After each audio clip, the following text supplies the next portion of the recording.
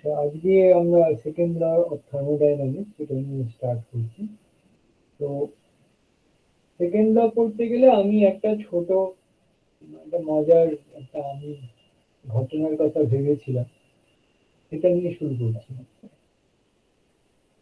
মনে করা যাক আমি নিউ আলিপুর কলেজের সামনে একটা ছোট্ট দোকান দিলাম। আমার ফিজিক্স পড়ে ধারণা হয়েছিল যে হিট, যেটা ফার্স্ট ক্লাস থার্মোডাইনামিক্স বলছে, যে টোটাল এনার্জি এটা কনজার্ভ থাকে। মানে এক জায়গা থেকে আমি হিটটাকে নিয়ে আর এক জায়গায় দিতে পারি। এমনও করতে পারি একটা জায়গা ঠান্ডা করে সেখান থেকে ওয়ার্ক ডান করতে পারি। যেমন অ্যাডায়াবেটিক এক্সপ্যানশনে আমরা দেখেছি যে যদি আমি কোনো মোটর গাড়ির যে টায়ারের হাওয়া, যেটা একটা কিছু দিয়ে যদি বার করে দিই, সেই হাওয়াটা ঠান্ডা হয়ে যায়। তাহলে আমি নর্মাল টেম্পারেচার থেকে নিচে নেমে গিয়েও আমি ওয়ার্ক ডান পেতে পারি। তো তাহলে আমি একটা চায়ের দোকান তো দিতেই পারি না, যেখানে চাও বিক্রি হবে কিন্তু কোনো গ্যাস স্টোভ টোভ নেবো না। আমি দুধ রাখবো এক বাটি, চিনি মেশানো, সেটার থেকে হিট নেবো, নিয়ে চাটা তৈরি করবো। আর এদিকে যেটা থেকে আমি হিট নিলাম সেটা জমে আইসক্রিম হয়ে যাবে। তাহলে একসঙ্গে আমার একটা পয়সাও খরচ হলো না, এদিকে আইসক্রিম হলো, ওদিকে চা তৈরি হয়ে গেল। ফার্স্ট ল কি আমাকে বারণ করবে? বলবে যে না, এটা সম্ভব নয়? ফার্স্ট ল কিন্তু এটা কিছুই বলবে না। কারণ কি, ফার্স্ট ল নিলে ঠিক আছে, তুমি যা করছো কোনো ভুল নেই। কারণ আমি হিট নিয়েছি দুধ আর চিনিটা থেকে, আর সেই হিটটা দিয়েছি আর একটা দুধে, সেটা থেকে আমি চা কফি যা করা করে ফেলেছি। তাহলে আমি প্রবলেমটা কোথায়? কিন্তু আমরা জানি যে এরকম ঘটনা ঘটে না কোনো। এরকম ঘটনা আমরা ঘটাতে পারি না, পারলে বেশ ভালো হতো, কিন্তু ঘটাতে পারি না। তো সেই জন্য আমাকে কি করতে হবে? আমাকে থার্মোডাইনামিক্সের আরো কিছু ল বাড়াতে হবে, তা না হলে এই জায়গাগুলো সেগুলো ধরা পড়বে না। তো এবার তাহলে আমরা দেখি যে সেকেন্ড ল কি জিনিস। এখন যখন আমরা সেকেন্ড ল এর কথা ভাবছি, তখন দেখছি যে এটা এক একজন এক এক ভাবে বলে গেছে, এবং তাদের মধ্যে অ্যাপারেন্টলি কোনো মিল খুঁজে পাচ্ছি না। তিনি যেটাকে সেকেন্ড ল বলছেন, মানে প্ল্যাঙ্ক কেলভিন একটাকে বলছেন যে এইটাই সেকেন্ড ল, আর একজন বলছেন যে না, এটা সেকেন্ড ল। তো তাহলে সত্যিকারের সেকেন্ড ল কোনটা? এইসব কনফিউশন গুলোর মধ্যে থেকে আমরা সেকেন্ড লটাকে স্টার্ট করি। যখন আমি সেকেন্ড ল পড়াতে যাব, তখন একটা নতুন কনসেপ্ট আসবে। সেই কনসেপ্টটা হচ্ছে ইঞ্জিনের concept. What is an engine? আমরা কমন ভাষায় ইঞ্জিন বলতে বুঝি এমন একটা ডিভাইস যেটা হিট এনার্জিকে মেকানিক্যাল এনার্জিতে কনভার্ট করে। কিন্তু থার্মোডাইনামিক্সে এই ডেফিনেশনটা চলবে না। থার্মোডাইনামিক্সে আমাকে অন্য ডেফিনেশন দিতে হবে। সেই ডেফিনেশনটা কি জিনিস? এটা হচ্ছে যে একটা সিস্টেম, তাতে আমি কিছু হিট দিয়েছি, সেই হিটের কিছুটা ওয়ার্ক ডানে কনভার্টেড হয়েছে। স্যার, আবার হ্যাঁ, একজন জয়েন হতে চাইছে। হ্যাঁ আমি করে দিলাম যে এইটা খান তো, হ্যাঁ হ্যাঁ, এটা আমি তো জয়েন করলো তো, করতে পারিনি। আমি তো ওকে অ্যাডমিট করে দিলাম। হ্যাঁ, ঠিক আছে। চলে চলে এসছে। হ্যাঁ। তো ইঞ্জিনের বিশেষত্বটা কি? ইঞ্জিনের কথাটা, যেটা থার্মোডাইনামিক্স আমি যাকে ইঞ্জিন বলবো, সেটার একটা স্পেশালিটি আছে। সেই তাকে আমি হিট দেবো আগের মধ্যে ঠিকই, সেই ওয়ার্ককেও কনভার্ট করবে। কিন্তু after the completion of the work, সে আবার ইনিশিয়াল স্টেজে ফিরে আসবে, তবে আমি তাকে ইঞ্জিন বলবো, নাইলে নয়। এই প্রসেস আর ইঞ্জিন এই দুটো কিন্তু আলাদা ব্যাপার। প্রসেস হচ্ছে এমন একটা ব্যাপার যেখানে আমি তাকে একটা স্টেট থেকে আরেকটা স্টেটে নিয়ে যাব। সেই যাওয়ার সময় আমি ওয়ার্ক ডান পেতে পারি, তার মধ্যে কিছুটা আহ, গরম হবে, ইন্টারনাল এনার্জি বাড়বে, সেটাও পসিবল। কিন্তু যদি আমি ইঞ্জিনের কথা বলি, তাহলে সেটা হচ্ছে যে ও হিটকে ওয়ার্কে যেমন কনভার্ট করবে, ঠিক সেই একইভাবে ওকে আবার ইনিশিয়াল স্টেটে ফিরে আসতে হবে। এটা কিন্তু খুব ভাইটাল একটা ডেফিনেশন, যে আমাকে ইঞ্জিনে সবসময় একটা সাইকেলের শেষে আবার অরিজিনাল জায়গায় ফিরে আসতে হবে। এবার অরিজিনাল জায়গায় ফিরে আসার ব্যাপারটা আমরা যদি একটু চিন্তা করি, তাহলে কি দেখবো যে আচ্ছা আমি যে ওয়ার্ক ডান পাচ্ছি, ওয়ার্ক ডানটা পাচ্ছি কি করে? আমি খুব কমন একটা সিস্টেম ধরছি, একটা সে যেরকম আমি হাইড্রোস্ট্যাটিক সিস্টেম ধরি আর কি। এরকম একটা সিলিন্ডার আছে, এখানে একটা পিস্টন আছে, এর মাথায় কিছু ওয়েট আছে। তো এর মধ্যে যে প্রেসার সেটা পি, এর ভলিউম ভি, টেম্পারেচার টি। এবার প্রবলেমটা হলো কোথায়, যে আমি এর মধ্যে কিছু হিট দিয়েছি। হিট দিলে কি হবে? এই পিস্টনটা একটু উপরে উঠে যাবে। পিস্টনটা উপরে ওঠা মানেই কিছু ওয়ার্ক ডান করতে হয়েছে। তো যখন ওপরে উঠেছে, ওয়ার্ক ডান করেছে, তারপরেতে তো যখন আমি ইঞ্জিন বলছি, ওকে আবার এখানে ফিরিয়ে আনতে হবে অরিজিনাল স্টেটে। তাহলে কি ওঠার সময় সে ওয়ার্ক করে দিয়েছে, সিস্টেমকে ওয়ার্ক সাপ্লাই করেছে। এবার যখন নামবে, তখন সে আবার কিন্তু কিছুটা হিট, কিছুটা ওয়ার্ক নিয়ে নেবে, নিজেই নিয়ে নেবে, নিয়ে সেটাকে আবার হিটে কনভার্ট করে দেবে।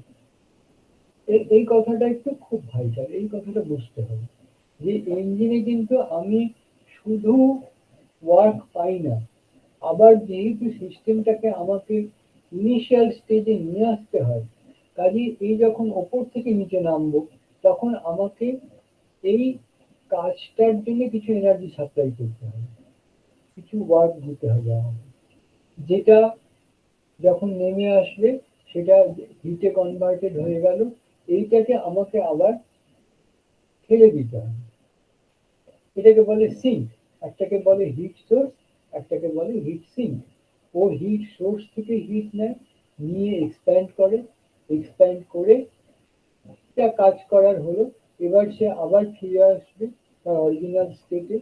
তো এখানে তাকে কাজ করতে হবে, সেই কাজটা আবার হিটে কনভার্টেড হবে, কাজে সেই হিটটাকে আমাকে ফেলে দিতে হবে। আমি ওটা এক্সাম্পল দিয়ে বলি, যে ধর আমরা আহ, মাংস টাংস খাচ্ছি, বা যারা আমরা নিরামিষাশী আছি তারা হয়তো ফল টল খাচ্ছি।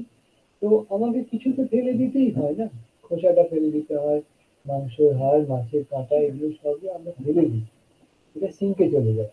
তো সেই রকম আমি যে হিটটা দিই, গোটা হিটটা দিয়ে ওয়ার্কে কনভার্ট করা যায় না। এটাই হচ্ছে সেকেন্ড ল এর একটা বিশেষত্ব।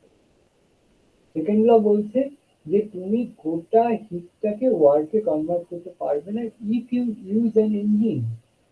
এই ইঞ্জিন কথাটা খুব মারাত্মক। কারণ কি, আমার তো একবার কাজ করলে হবে না, আমাকে এটা বারবার বারবার করে কাজ করতে হবে।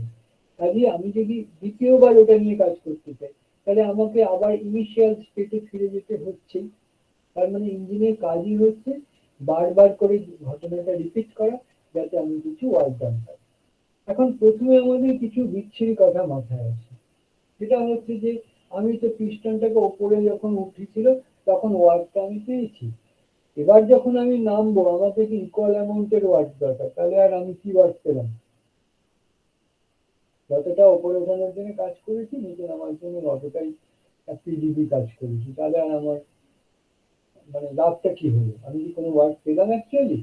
ওঠানোর সময় কাজ করেছি, নামার সময় ওই এনার্জিটাই ওকে দিয়ে দিতে হয়েছে যাতে ও নেমে যায়। কিন্তু একটু যদি আমরা ফর্মুলাটা মাথায় রাখি, ডাব্লিউর যে আমি ফর্মুলাটা আইসোথার্মাল প্রসেসে আমি বলেছিলাম, সেটা হচ্ছে RT log V two by V one.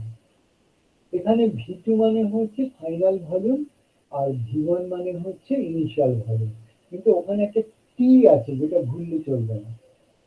তার ফলে কি হচ্ছে, আমি যখন ওটাকে এক্সপ্যান্ড করাচ্ছিলাম তখন ও সোর্সের টেম্পারেচার পাচ্ছিল, তার মানে কি ওর টিটা বেশি ছিল, তাহলে ওয়ার্ক ডানটা বেশি পেয়েছি। এবার যখন আমি নামিয়ে আনবো তখন তো সিঙ্কের টেম্পারেচারের সঙ্গে ওর যোগ আছে, যেটা অনেক কম, 300-400 কেলভিনে কম। তো সেই অবস্থাতে ওই দ্বিতীয় অবস্থায় যে আমি টিটা পাচ্ছি, সেই টিটা তো অনেক কম, তাহলে ডাব্লিউটা অবশ্যই কম হবে। তাহলে যতখানি ওঠানোর সময় যতটা আমি ওয়ার্ক ডান পেয়েছিলাম, নামার সময় কিন্তু আমার অনেক কম ওয়ার্ক ডানই আমি ফিরে যেতে পারছি অরিজিনাল স্টেজে। তাহলে এই যে ডিফারেন্সটা, এই ওয়ার্ক ডানের যে ডিফারেন্সটা, এইটা আমি গেইন করলাম, এটা আমি সিস্টেমের উপরে করতে পারবো। Is my point clear? আমি আমি বোঝাতে চাইলাম যে ইঞ্জিনে কাজ হয়। 2 নম্বর কি বোঝাতে চাইলাম, যে ইঞ্জিনে গোটা হিটটা আমি কনভার্ট করতে পারি না ওয়ার্কে। আচ্ছা, আরো একটা কথা আছে, সেটা হচ্ছে যে আইসোথার্মাল প্রসেস। হ্যাঁ, আইসোথার্মাল প্রসেসে তার টেম্পারেচার সেম থাকে। আমি একটা আইডিয়াল গ্যাসের কথা ভাবছি। তো আইডিয়াল গ্যাস যদি হয় তাহলে নিশ্চয়ই তার ইন্টারনাল এনার্জি চেঞ্জ হচ্ছে না। তাহলে ডিকাট কি হচ্ছে, ডিকাট ডাব্লিউ, যত হিট দিয়েছি সবটাই হচ্ছে ওয়ার্কে কনভার্ট হচ্ছে। তাহলে আমি কি ভুল বলেছিলাম আগে যে সব হিটটা ওয়ার্কে কনভার্ট করা যাবে না? এখানে আমাদের যেটা বক্তব্য সেটা হচ্ছে পরিষ্কার করে ইঞ্জিন আর প্রসেস বুঝতে হবে। প্রসেসে আমি 100% conversion of heat to work করতেই পারি, কিন্তু ইঞ্জিনে আমি করতে পারবো না। ইঞ্জিনে আমি কখনোই 100% conversion of heat to work is not possible. এখানে আমাকে যেহেতু অরিজিনাল স্টেজে ফিরে যেতে হচ্ছে, তাহলে কিছু ওয়ার্ক আমাকে সিস্টেমের উপর করতে হচ্ছে ফেরত আসার সময়, তার জন্য কিছু হিট ডেভেলপ করছে, সেই হিটটা সিঙ্কে ফেরত দিতে হচ্ছে, আমি এটা পাচ্ছি না, ওয়ার্কে আমি কনভার্ট করতে পারছি না। কিন্তু প্রসেসে সেই দায় নেই, প্রসেসে আমি উপরের স্টেট থেকে নিচের স্টেটে নেমে গেছি, ব্যাস আমার কাজ শেষ। কাজে আমি এখানে 100% কনভার্সন টু ওয়ার্ক করতেই পারি।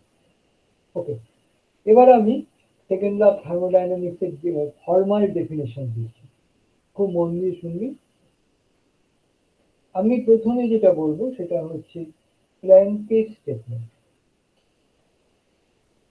It is impossible to construct a heat engine that operating in a complete cycle will produce no effect other than the extraction of heat from a reservoir and performance of an equivalent amount of work.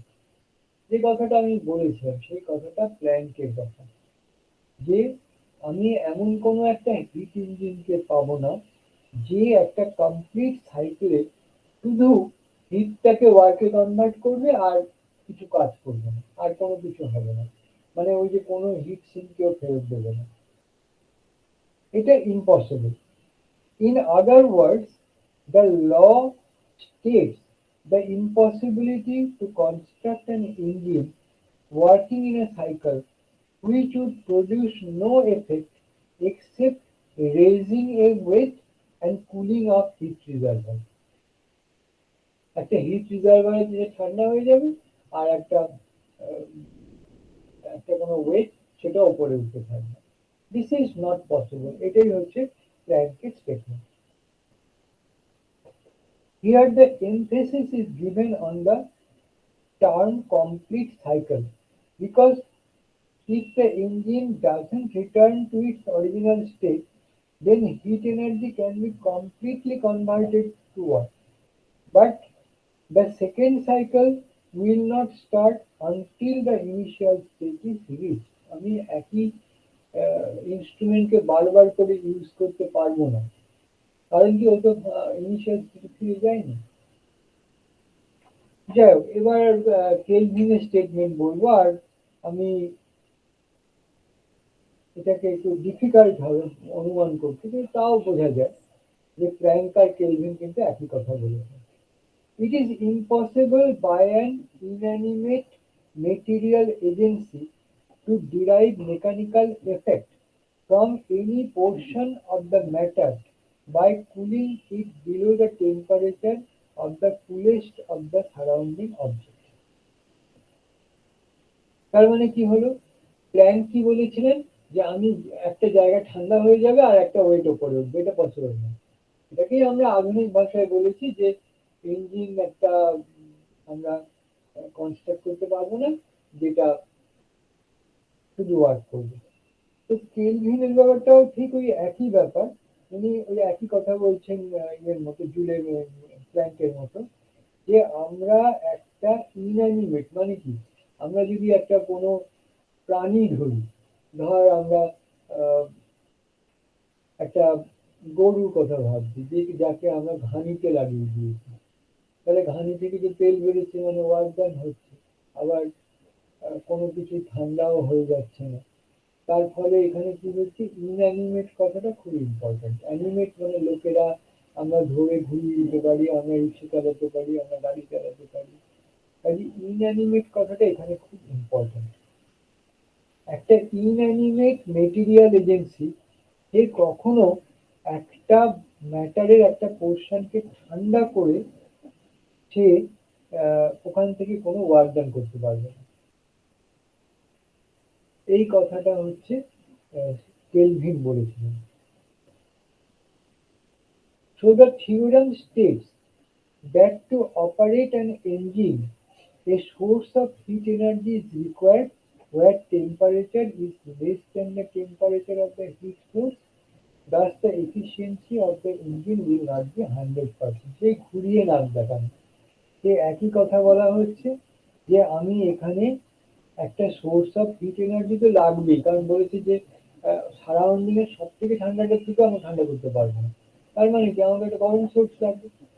তো সেই গরম সোর্সটা থেকে আমি temperature নেবো, temperature নিয়ে কি করবো, যে সেটাকে দিয়ে আমি যা কাজ টাজ করা সেটা করবো, করে এবার বাকি হিটটা কি হবে সেটা আমার সিঙ্কে ফেরত দিতে হবে। কাজে প্ল্যাঙ্ক আর কেলভিনের একই বক্তব্য, যে তুমি ইঞ্জিন দিয়ে কাজ করলে তোমাকে কিছু হিট ফেরত দিতে হবে। এবার তাহলে আমরা আসবো কেলভিনের মন্তব্য। কেলভিন বলছেন কি, it is impossible to construct a device or an engine which working in a cycle will produce no effect other than transfer of heat from a cooler to a hotter body. এটা একটা যেটা নিয়ে আমরা প্রথমেই আলোচনাটা শুরু করেছিলাম। আমি দু কাপ দুধ নেবো, এক কাপ দুধ থেকে হিট নেবো, সেটা আর এক কাপ দুধের মধ্যে হিটটা ট্রান্সফার করবো, ওটা গরম হবে, এটা ঠান্ডা হবে। এইটা প্রসেস উনি পালন করে বলে এটা হবে না। এটাই সেকেন্ড বার, যে তুমি it is impossible to construct a device or an engine which working in a cycle will produce no effect other than transfer of heat from a cooler to a hotter body. কিচ্ছু কাজ করতে হবে না, শুধু ওটা একটা cold body থেকে hit নেবে, নিয়ে হট বডিতে দেবে। এটা একেবারে ইম্পসিবল, তাই না? মানে কাজটা করা যায় কিন্তু সেটা ইঞ্জিন দিয়ে হবে না। একটা ইঞ্জিন দিয়ে আমি কিছুই করবো না, কেবল ওটা ঠান্ডাটা থেকে আরো ঠান্ডা নেবো, নিয়ে গরমটার মধ্যে ফেলে দেবো, দিস ইজ ইম্পসিবল। তাইলে এমন অনেক ডিভাইস আমাদের জানা আছে যে ডিভাইস গুলো কি করে, ঠান্ডা থেকে ঠান্ডা নিয়ে আরো ঠান্ডা করবে। যেমন হচ্ছে রেফ্রিজারেটর আছে, তারপরে হ্যাঁ এসি মেশিন গুলো আছে, এগুলো সমস্ত হচ্ছে ওর এক্সাম্পল। আমি নিজেও একটা এক্সাম্পলের কথা একদম প্রথমে বলেছি আজকে, সেটা হচ্ছে যে একটা কারো মোটর গাড়ির টায়ার, তার মধ্যে যদি আমরা একটা কাঠিটাকে ঢুকিয়ে হাওয়াটা বার করার চেষ্টা করি, তাহলে কিন্তু দেখবো যে ওই হাওয়াটা ঠান্ডা হয়ে যায়।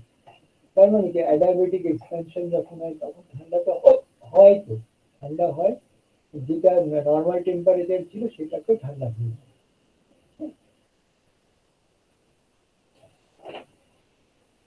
কিন্তু ওখান থেকে হিট নিয়ে আমি আরেকটা জিনিসকে গরম করবো, দ্যাট ইজ নট পসিবল। তো তো প্রথমেই আমাদের কাছে যেটা মনে হচ্ছে যে প্ল্যাঙ্ক কেলভিনের সঙ্গে প্রসেসের কোনো আমি মানে কম্প্যারিজন খুঁজে পাচ্ছি না।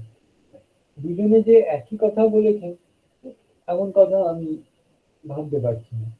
কারণ প্ল্যাঙ্ক কেলভিন দুজনেই কি বললেন যে তুমি এমন কোনো ইঞ্জিন তৈরি করতে পারবে না যে শুধু হিট অ্যাবজর্ব করবে আর সিঙ্কে কিছু ফেরত দেবে না, গোড়ারি ওয়ার্কে কনভার্ট হবে।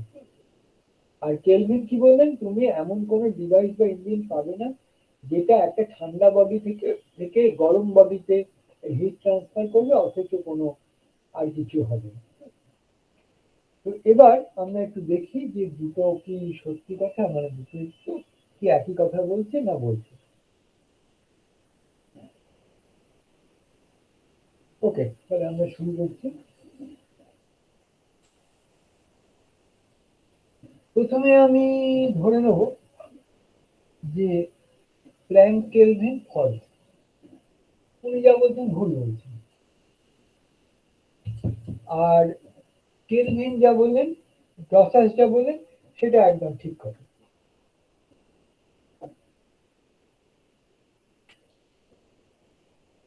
তো আমরা এরকম করে একটা হিট রিজার্ভার রাখলাম।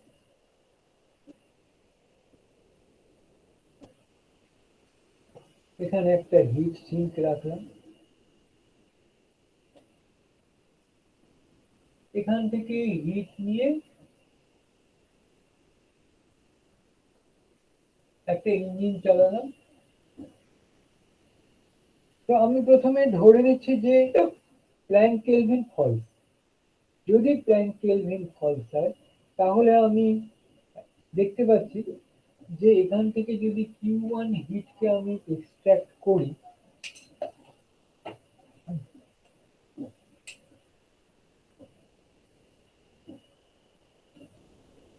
আর এইখানে Q2টা হচ্ছে 0, প্ল্যাঙ্ক কেলভিন আমি ফলস ধরি, তাহলে এই তো মানে হবে না।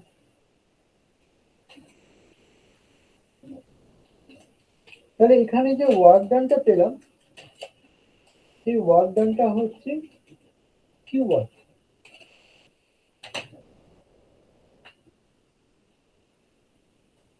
এই ইঞ্জিন যে ওয়ার্ক ডান করেছে সেটা W1 equals to Q1, কারণ কোনো হিট তো ফেরত দেয়নি, তাহলে গোটাটাই ওয়ার্কে কনভার্ট হয়েছে।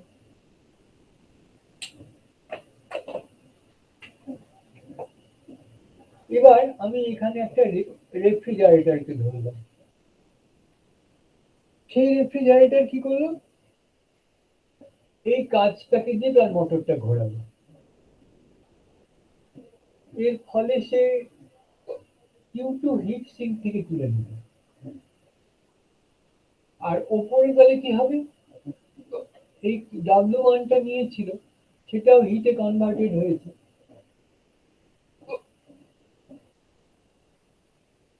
তাহলে Q1 প্লাস Q2 হিট ফেরত যাচ্ছে সোর্সে।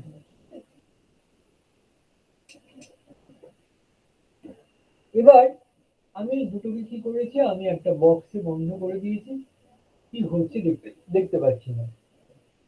তাহলে আমার কাছে কি মনে হবে, আমার কাছে মনে হবে এখানে Q1 নেমেছে, এখানে Q1 প্লাস Q2 উঠেছে। তার মানে আমি কি দেখবো, আমি দেখলাম ওপরে Q2 হিট উঠে যাচ্ছে, তাই না? আর এখানে কি দেখবো, এখানে দেখবো যে কিচ্ছু নামেনি, বরং Q2 হিট উঠে যাচ্ছে। বুঝতে পারলি ঘটনাটা? Q1 হিট নিয়েছে, প্ল্যাঙ্ক কেলভিন ফলস বলে কোনো হিট না দিয়ে গোটাটা ওয়ার্কে কনভার্ট করে নিয়েছে। এবার এই হিটটা কি করেছে, Q2 হিটকে ড্র করেছে, করে Q1 প্লাস Q2 হিটকে ও হিট সোর্সে পাঠিয়ে দিয়েছে। তাহলে এই দুটোকে যদি একটু আমি একটা মানে বক্স দিয়ে আমি আটকে দিলাম, আমি দেখতে পাচ্ছি না কি কি করছে, তাহলে আমি আলটিমেটলি কি দেখবো, যে সোর্স Q2 হিট এখান থেকে লাভ করছে, আর নিচে কি হচ্ছে, Q2 হিট উঠে যাচ্ছে। আমি তো আর ইঞ্জিনটাকে দেখতে পাবো না। তাহলে আমার কাছে কি মনে হলো, যে Q2 হিট এখান থেকে উঠলো আর Q2 হিট সোর্সে চলে গেল। তাহলে অটোমেটিক্যালি প্রসেস ফলস হয়ে গেল। তাহলে এখান থেকে আমি একটা খুব ইম্পর্ট্যান্ট কনক্লুশন ড্র করতে পারলাম, সেটা হচ্ছে যে যদি প্ল্যাঙ্ক কেলভিন ফলস হয় তাহলে প্রসেসও ফলস হবেই। তাহলে কে বড় সেট হলো আর কে ছোট? প্ল্যাঙ্ক কেলভিন ফলস হলে প্রসেস ফলস হবে। দ্যাট ডাজ নট মিন যে প্রসেস ফলস হলে প্ল্যাঙ্ক কেলভিন ফলস হবে। তার মানে এখানে প্ল্যাঙ্ক কেলভিন যেটা, প্রসেস হচ্ছে প্ল্যাঙ্ক কেলভিনের সাবসেট অথবা সমান। প্রসেস ফেল করলে প্ল্যাঙ্ক কেলভিন ফেল করতে পারে, নাও পারে, কিন্তু প্ল্যাঙ্ক কেলভিন ফেল করলে প্রসেস ফেল হবে। কাজে এইভাবে আমরা এটাকে লিখতে পারি। আচ্ছা, একটু আমাকে একটু এক্সকিউজ করতে হবে, আসলে আমি একটু জল নিয়ে আসি, খাওয়ার জল নিয়ে আসি, এসে আবার শুরু করি।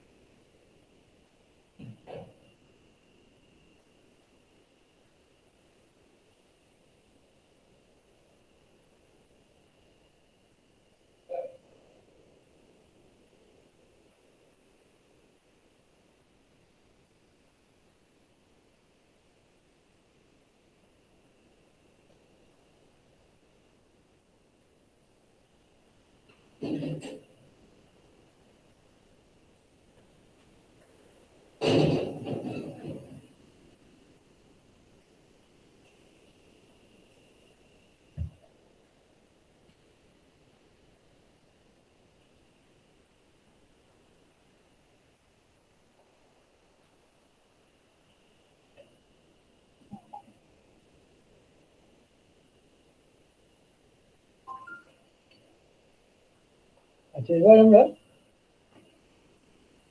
আমাদের আলোচনার দ্বিতীয় ধাপে যাব। এখানে আমরা উল্টোটা ভাববো যে প্রসেস ফলস হয়েছে, তাহলে প্ল্যাঙ্ক কেলভিনের কি অবস্থা হয় সেটা আমরা দেখব।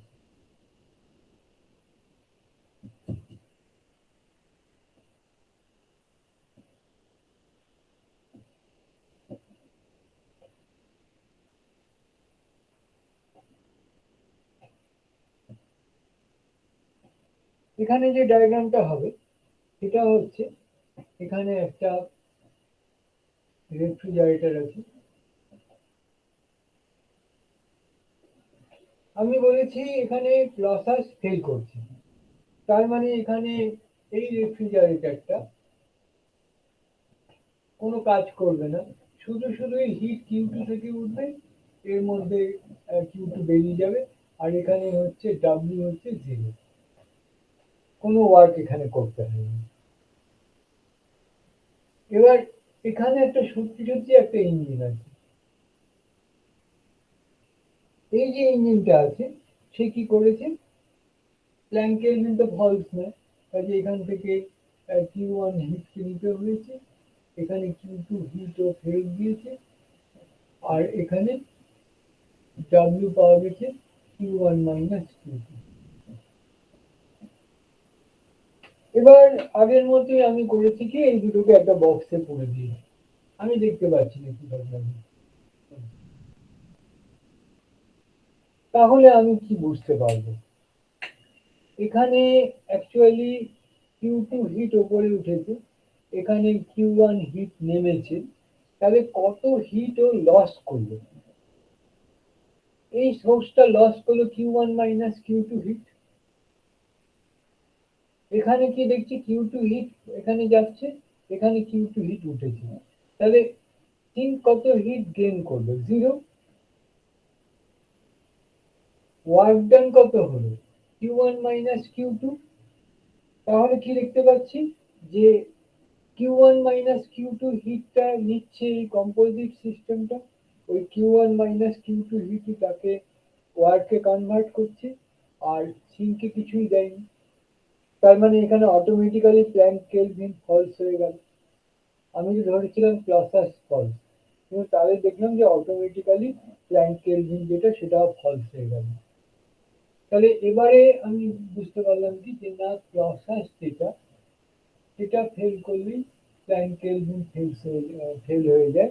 কাজে এটা হয় প্ল্যাঙ্ক কেলভিনটা ক্লসাসের সাবসেট কিংবা ইকুয়াল, কিন্তু দুজনেই তো আর দুজনের সাবসেট হতে পারে না, তাহলে ইকুয়ালটাই ঠিক।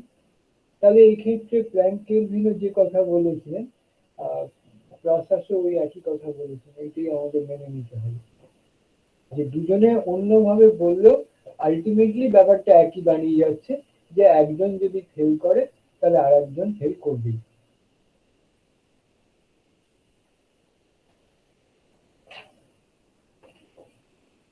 আচ্ছা, এবার আমরা একটা, এটা বহুবার করে এসেছি হায়ার সেকেন্ডারিতে, যাই হোক আমি আরেকবার করেই দিলাম না হয়।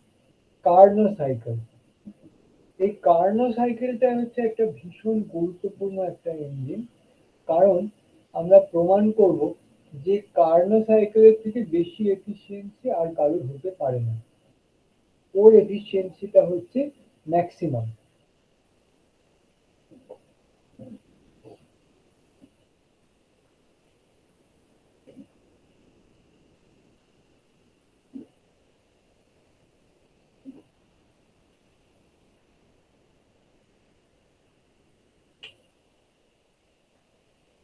কার্নো সাইকেলটা করতে গেলে আমাকে কি করতে হবে,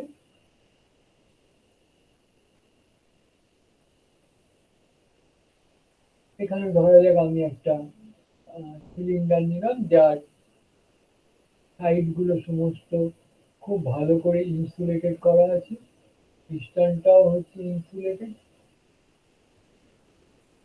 এর মাথায় কিছু ওয়েট আছে, এগুলো আইসোথার্মালি বা অ্যাডারমেটিক্যালি করা যাবে। আর এইখানে হয় একটা T1 এর হিট রিজার্ভার আছে, নয় একটা T2 র একটা হিট সিঙ্ক আছে, আর তা না হলে একটা হিট ইনসুলেটর আছে। এটা আমরা এ বলছি, এটা বি বলছি, এটা সি বলছি। আমি যখন এইখানে এটা হাইলি কন্ডাক্টিং, কাজে আমি যদি এ বসাই তাহলে এটা T1 টেম্পারেচারে হয়ে যাবে, যদি বিটাকে বসে এটা T2 টেম্পারেচারে চলে যাবে, আর যদি সিটা বসাই তাহলে তো ওর ভেতর থেকে আর বাইরে কোনো হিটের আদান প্রদান ঘটতে পারবে না। এবার আমি করলাম কি, যে T1 টেম্পারেচারে এটাকে রেখে দিলাম, আর এর যে ওয়েটটা সেটা খুব গ্র্যাজুয়ালি আমি লুজ করতে থাকলাম। তার ফলে কি হবে, এই পিস্টনটা আস্তে আস্তে করে ওপরের দিকে উঠে যাবে। তো আমি যদি একটা ইন্ডিকেটর ডায়াগ্রাম আঁকি তাহলে ব্যাপারটা এরকম হবে।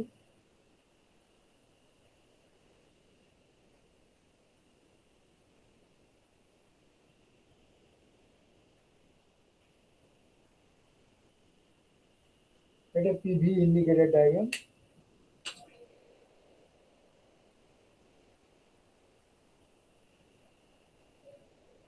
সেখানে এই এ থেকে বি পর্যন্ত আইসোথার্মালি এটাকে এক্সপ্যান্ড করা হয়েছে T1 টেম্পারেচার।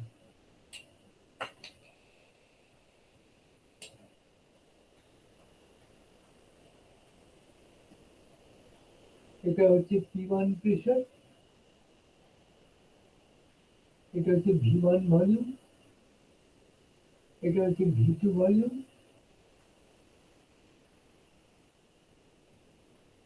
এটা হচ্ছে পিটি প্রেশার। এবার আমরা কি করব? আমরা এখান থেকে হঠাৎ করে অনেকখানি ওয়েট কমিয়ে দিলাম, যার ফলে পিস্টনটা হঠাৎ করে ওপরের দিকে উঠে গেল। তো ওপরের দিকে যে উঠলো, আচ্ছা আগে একটু একটা একটা করে হিসেব করে যাই।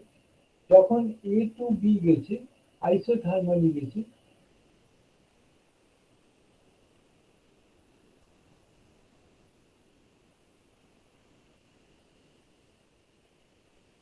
তখন WAB কত হয়েছে? RT1 log of VB by V। এই হচ্ছে আমাদের আইসোথার্মাল যেটা ওয়ার্ক ডান হয়েছে। এবার আমরা করলাম কি, যে এইখানে যখন এ থেকে বি তে উঠেছে, হঠাৎ করে এর ওয়েট অনেক কমিয়ে দিয়েছে, ও তাহলে অ্যাডাইবেটিক্যালি সিতে চলে গেছে। তাহলে আমাদের এখানে বি থেকে অ্যাডাইবেটিক্যালি সিতে চলে গেছে। যখন শীতে নামলো, তখন তার টেম্পারেচার কমে গিয়ে T2 হয়ে গেল।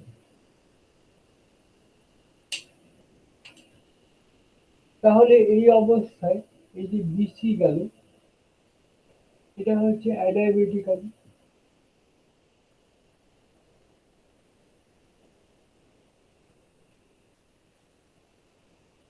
WBC যেটা, এটা হচ্ছে RT2, আচ্ছা ওরকম ভাবে না, কিন্তু আইসোথার্মাল দিচ্ছিল, CV into capital T1 minus capital T2।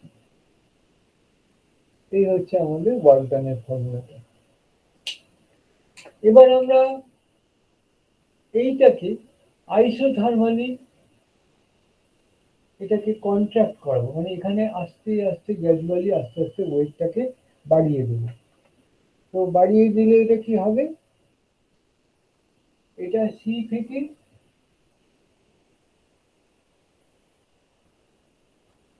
D তে পৌঁছে যাবে। আইসোথার্মালি এটা ডি তে পৌঁছবে এক টেম্পারেচার টি। এখানে যে ভলিউমটা আছে এটা ছিল ভি, আর এখানে যখন এলো তখন ভলিউমটা হলো ভি4।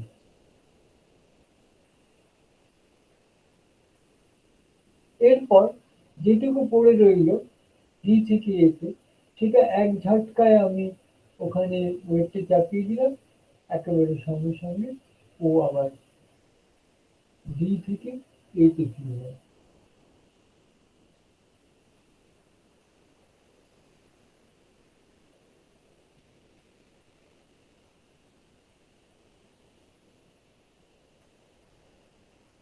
এই হচ্ছে আমার কার্নো সাইকেল।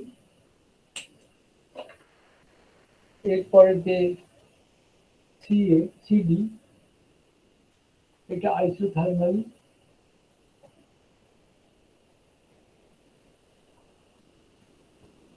WCD,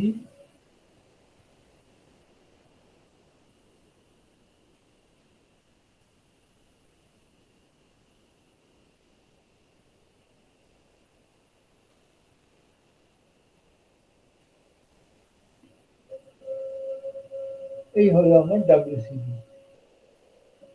এইবার ডিএ যেটা, এটা আবার অ্যাডাইবেটিক্যালি।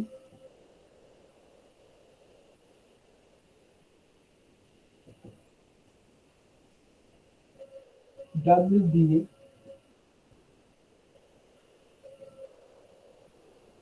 CV into T2 minus 2। তাহলে এবার যদি আমি টোটাল ডাব্লুটা চাই, সেটা কত হবে?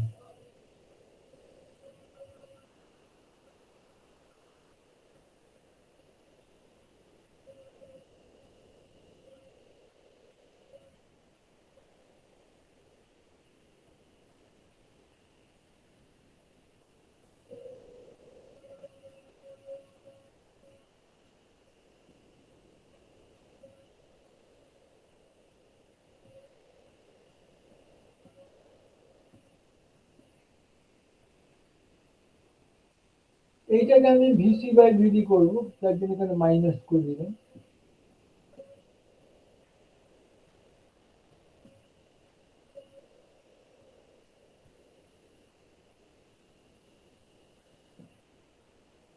এবার অবভিয়াসলি এই দুটো কাটাকাটি হয়ে যাচ্ছে, এটা টি ওয়ান মাইনাস টি টু আছে, ওটা টি টু মাইনাস টি ওয়ান আছে, তাই দুটো কেটে যাবে।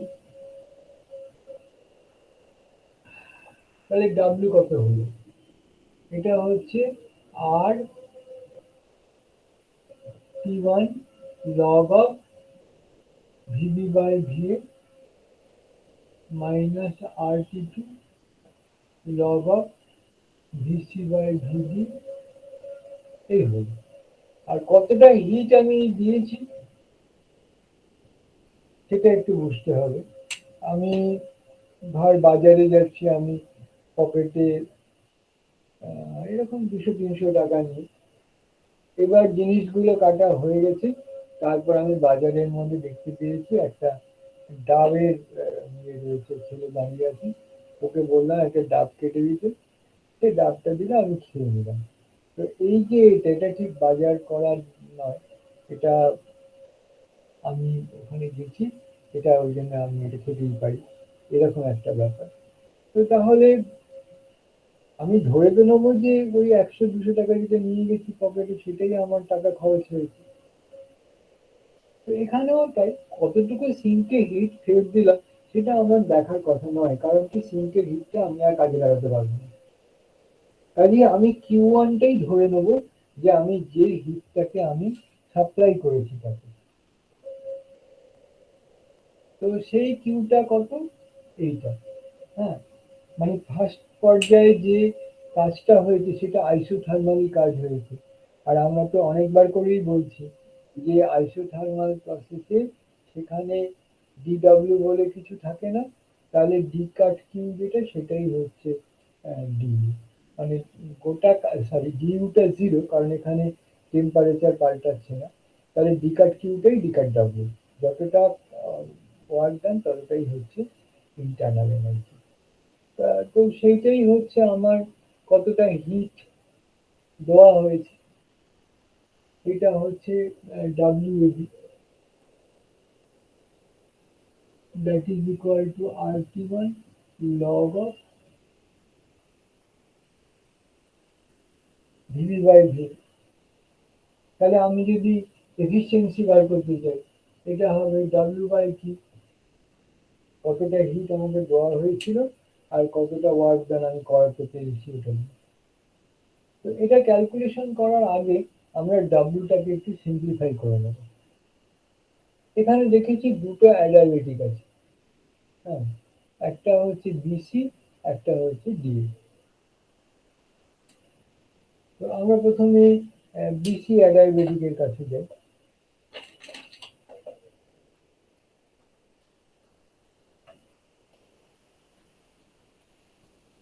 স্যার হ্যাঁ, স্যার বলছি এফিসিয়েন্সিটা 1 - Q2/Q1 বেরোচ্ছে। হ্যাঁ বেরোবে তো, তার আগে তো আরেকটু কাজ করতে হবে না? সেই কাজটা হচ্ছে এই ভি3 বাই ভি4, বা এটা ভিবি বাই ভি, এটা ভিসি বাই ভিডির সঙ্গে সমান দেখাতে হবে। বুঝতে পেরেছিস? তুই যেটা বলেছিস সেটা হ্যাঁ স্যার। তুই যেটা বলেছিস ওটা কনসেপচুয়ালি, যে আমি কতটা হিট মানে সোর্স থেকে নিয়েছি সেটা কিউ ওয়ান, আর কতটা হিট আমি সিঙ্কে দিয়েছি সেটা কিউ টু। তাহলে আমার ইটা কত হচ্ছে, ওয়ার্ক ডান কত হচ্ছে, কিউ ওয়ান, ডাব্লিউটা Q1 - Q2। তাহলে Q one minus Q two by Q one. কিন্তু ওই ফর্মে রাখলে তো আমাকে হবে না, না? আমাকে তো এটাকে স্যার এখানে স্যার ওইটা ইকুয়াল দেখাবো কি করে, ওই মানে ভিএমআই VB/VA = VC/VD। এক্স্যাক্টলি সেটাই আমি করে দেখাচ্ছি। এখানে দেখ বিসি হচ্ছে একটা অ্যাডাইবেটিক আছে, তাই না? তো তার বি পয়েন্টে ভি হচ্ছে ভি টু আর টেম্পারেচার হচ্ছে টি ওয়ান। তাহলে অ্যাডাইবেটিকের ফর্মুলা অনুযায়ী V V T to the power gamma minus one. তাহলে একটু দেখে নিই ফর্মুলাটা।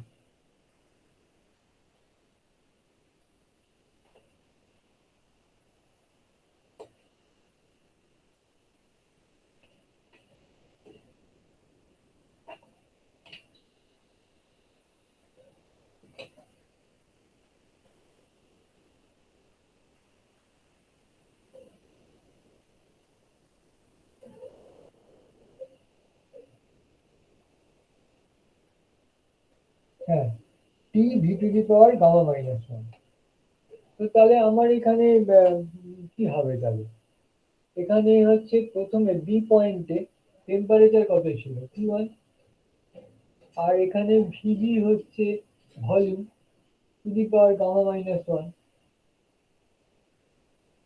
দ্যাট ইজ ইকুয়াল টু ওই লাস্ট পয়েন্ট সি পয়েন্টে, সেখানে টেম্পারেচার হয়ে গেছে T2 আর ভলিউম হয়ে গেছে ওখানে ভিসি, তাহলে VC to the power gamma minus one. আবার যদি আমি এই ডিএ অ্যাডিয়াবেটিকটার কথা বলি,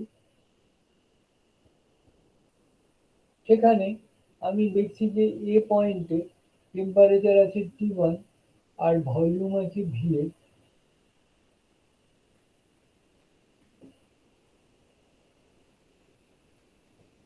আবার এ পয়েন্টে হলো এবার ডি পয়েন্টে টেম্পারেচার আছে T2 আর ভলিউম আছে ভিডি।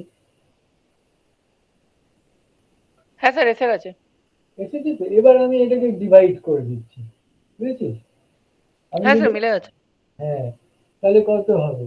VA to the power gamma minus one by VB to the power gamma minus one equals to VD to the power gamma minus 1 by sir হ্যাঁ বল। স্যার বলছি না এফিসিয়েন্সিটা আসছে 1 - T2/T1। হ্যাঁ তাই তো আসবেই, সেটা আসানোর জন্যই তো আমরা চেষ্টাটা করছি না। এই ভিভি বাই ভি এটাকে আমাকে ভিসি বাই ভিডির সঙ্গে সমান দেখাতে হবে। এইটার যদি আমি gamma x minus one x root নিই তাহলে কত হচ্ছে? এখানে ভিবি বাই ভি উল্টে দিলাম, that is equal to VC by VD. তাহলে এখানে যদি আমি ওই ভিসি বাই ভিডির জায়গায় ভিবি বাই ভি লিখি তাহলেই আমার কাজ মিটে গেল, হয়ে গেছে। এবার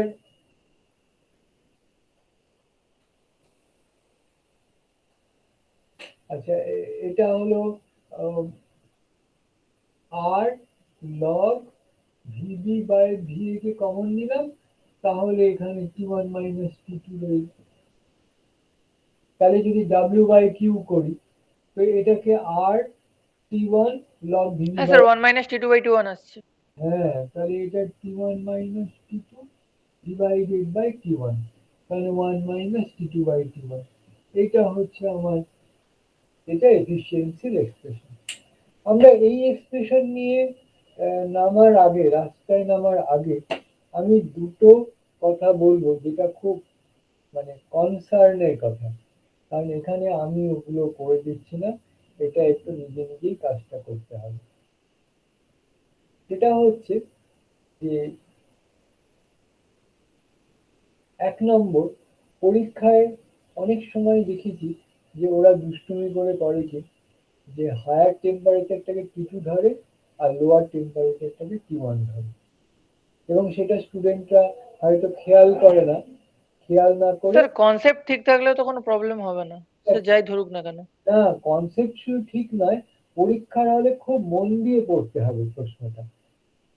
ইয়েস স্যার। বলেছি যে ওখানে T1টা হায়ার টেম্পারেচার বলেছে না T2টা হায়ার টেম্পারেচার, এটা হচ্ছে নাম্বার ওয়ান। খুব ভালো করে অঙ্কগুলো দেখবি, পড়বি ভালো করে, যে ওরা কিছু না কিছু বদমাইশি করবেই, যে তুই মুখস্থ করে এসেছিস কিনা সেটা ওরা টেস্ট করে নেবে।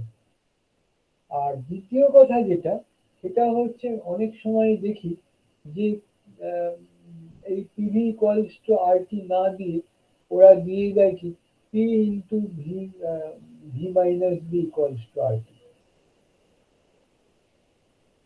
তখন কিন্তু আমাদের এই যে এক্সপ্রেশনটা অ্যাডায়াবেটিকের জন্য যেটা করেছিলাম সেই এক্সপ্রেশনটা কিন্তু পাল্টে যাবে। এগুলো সব ঠিকঠাক থাকে, কিন্তু ওই ফর্মুলাটা পাল্টে যাবে।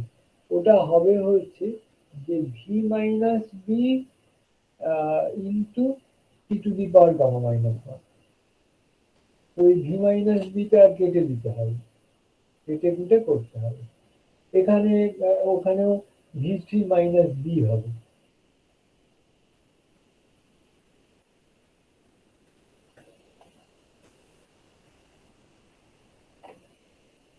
মানে গোটা ইকুয়েশনটাকে রিরাইট করতে হবে। ফর্মুলাটা হচ্ছে P into V minus B equals to RT। তাহলে তখন অ্যাডায়াবেটিক রিলেশনটা পাল্টে যাবে, WAB হয়ে যাবে RT1 ln VB minus small b divided by VA minus small b। আর ওই অ্যাডায়াবেটিকের রিলেশনটা যেটা V T to the power gamma minus 1 ছিল, সেটা হয়ে যাবে V minus B into T to the power gamma minus 1। এবার নিজে ক্যালকুলেশনটা করে নিতে হবে। ঠিক আছে, তো এবার আমি এই যে রিলেশনটা আমি পেলাম, সেই রিলেশনটা নিয়ে আমরা এবার কিছু ডিডাকশন করব। প্রথম যে কথাটা বলবো সেটা হচ্ছে যে এফিসিয়েন্সি কখনোই 1 হতে পারে না। তার কারণ এখানে 1 মাইনাস T2 বাই T1 আছে and T2 is not equal to T1। তাহলে আমরা বুঝতেই পারছি এফিসিয়েন্সি একের কম হচ্ছে। কেন কম হচ্ছে আগেই আমরা আলোচনা করে নিয়েছি, এখানে এই হিটটাকে আমাকে সিঙ্কে পাঠাতে হবে।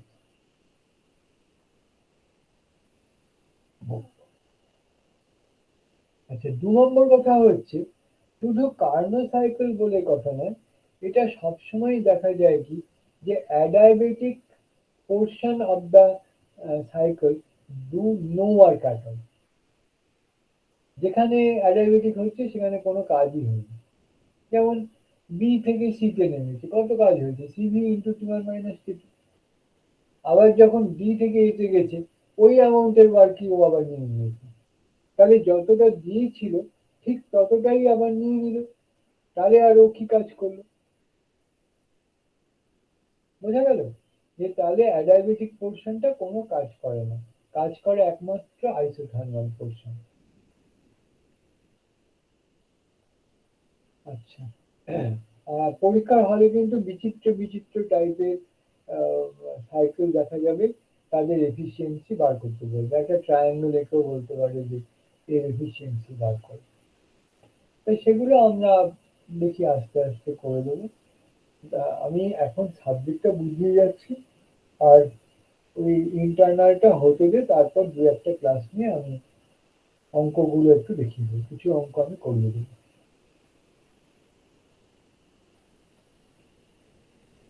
তাহলে কার্নো সাইকেলের যেটা ব্যাপার সেটা হচ্ছে যে ও বলেই দিচ্ছে এফিসিয়েন্সি কখনো 1 হতে পারবে না। দ্বিতীয় কথা যেটা সেটা হচ্ছে যে আমি দেখতে পাচ্ছি এই এক্সপ্রেশনে T2 টা যত কম হবে এফিসিয়েন্সি তত বেশি হবে, 1 মাইনাস T2 বাই T1। তো T2 বাই T1 কে তুই যত ছোট করতে পারবি তত এফিসিয়েন্সি বেশি হবে। T2 কে কি করে, T2 বাই T1 কে আমি ছোট করতে পারি কি করে? না হয় T2 কে আমি ছোট করব, নয় T1 কে আমি বড় করব। আমি হয় এফিসিয়েন্ট যেটা হিট সোর্স তার টেম্পারেচার বাড়াবো, আর তা না হলে T2 যেটা সেটা কমাবো, তাহলে হতে পারে। কিন্তু খুব আনফরচুনেটলি T2 টা আমাদের হাতে থাকে না, ওটা হচ্ছে অ্যাটমসফেরিক টেম্পারেচার। তো অ্যাটমসফেরিক টেম্পারেচার থেকে আর্টিফিশিয়ালি যদি আমি একটা কম টেম্পারেচার করতে চাই, তাহলে তার জন্য আমাকে এনার্জি খরচ করতে হবে। সেটা আমি কেন করব? কাজেই আলটিমেটলি ওটা T1 এর উপরই নির্ভর করে। আমি যত গরম করতে পারবো তত ওর টেম্পারেচার, ওর এফিসিয়েন্সি বেড়ে যাবে। এই কার্নো সাইকেলের থেকে অনেক কম এফিসিয়েন্সি হচ্ছে স্টিম ইঞ্জিনের জন্য যে সাইকেল তাকে বলে র্যাঙ্কিন সাইকেল, আর অটো বা ডিজেল সাইকেল, এগুলো অনেক কম এফিসিয়েন্সি, কিন্তু কি ওরা অনেক ফাস্ট, যার জন্য কি কার্নো ইঞ্জিন দিয়ে বেশি এগোনো যায় না। আমি কার্নো ইঞ্জিনের একটা মোটর গাড়ি চালালাম, তো কি কাণ্ড ঘটবে, এ থেকে বি আস্তে আস্তে গেল, মানে প্রথম চাকার 1/4 গড়াবে হচ্ছে প্রায় 1.5 মিনিট ধরে, তারপর বিসিটা আবার খুব তাড়াতাড়ি, মানে একটা ফ্র্যাকশন অফ এ সেকেন্ড আমি 1/4 ঘুরে গেলাম, তারপরের 1/4 আবার আস্তে আস্তে কমপ্রেসড হলো, হ্যাঁ, 2 মিনিট ধরে, তারপরেরটা আবার হ্যাচকাপ এ দিয়ে সি থেকে ডি থেকে এতে গেল। কাজে এইরকম গাড়ি যদি হয় সেই গাড়ি নিয়ে তুই কি করবি? কেউ চড়তে রাজি হবে? তো সেই জন্য কার্নো সাইকেল যেটা, এটা প্র্যাকটিক্যালি এটা ইম্পসিবল তৈরি করা, যার জন্য অনেক রকম স্পেশাল সাইকেল তৈরি করা হয়েছে। যেমন এক্ষুনি আমি র্যাঙ্কিং সাইকেলের কথা বললাম, সেরকম অটো সাইকেল আছে, ডিজেল সাইকেল আছে, যারা পেট্রোল থেকে হিট তৈরি করে। তো এগুলো সমস্ত এদের মধ্যে প্রচুর টেম্পারেচার থাকে। ডিজেলে তো প্রায় 2000-2500 ডিগ্রি সেলসিয়াস পর্যন্ত উঠে যায় ও টেম্পারেচারটা। প্রচন্ড বেশি। তো এখানে দেখতে পাচ্ছি মূল কথাটা কিন্তু সবার এক, যে আমি টিটুটাকে নিয়ে কিছু করতে পারবো না। তাহলে তো টি1 নিয়ে আমি কিছু করতেই পারি, টি1টাকে তো আমি বাড়াতে পারি। এই যে স্টিম ইঞ্জিন গুলো কি করা হয়, সেখানে কি করা হচ্ছে না, প্রথমে জলটাকে স্টিমে কনভার্ট করা হচ্ছে, তারপর সেই স্টিমটাকে আবার সুপার স্যাচুরেটেড করা হচ্ছে, ভীষণ টেম্পারেচার দিয়ে ওটাকে 300 ডিগ্রিতে নিয়ে যাওয়া হচ্ছে। কাজেই ওখানে তো আমার এফিসিয়েন্সি বেশি করে দেওয়া হলো ওই সুপার হিটেড স্টিম তৈরি করতে। ওকে, তাহলে এবার আমরা এর পরের ধাপটায় যেতে পারি। আমি একটা থিওরিটিক্যালি ভাবছি যে এই যে এফিসিয়েন্সি আমি 1 - T2/T1 বার করলাম, তো আমি কথার কথা বলেছি যে টি2টাকে যদি কমাই অথবা টি1কে যদি বাড়াই, তাহলে কিন্তু ওর এফিসিয়েন্সি যেটা সেটা বেড়ে যাবে।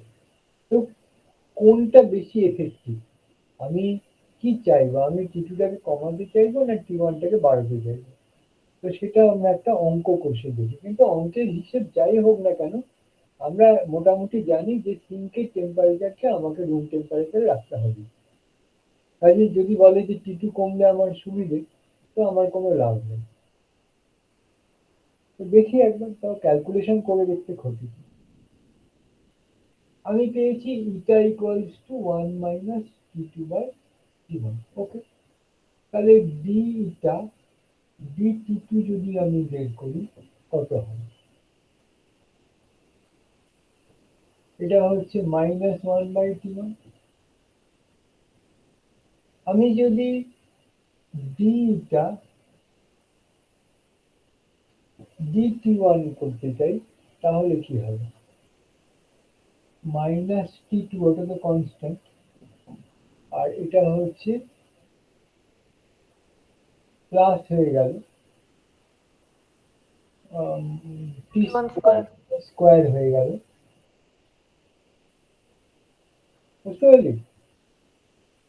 আমি ডিটা dt1 করছি, কাজে ওয়ানটা তো চলে গেল কনস্ট্যান্ট বলে, আর টি2টা কনস্ট্যান্ট বলে ওটা রয়ে গেল।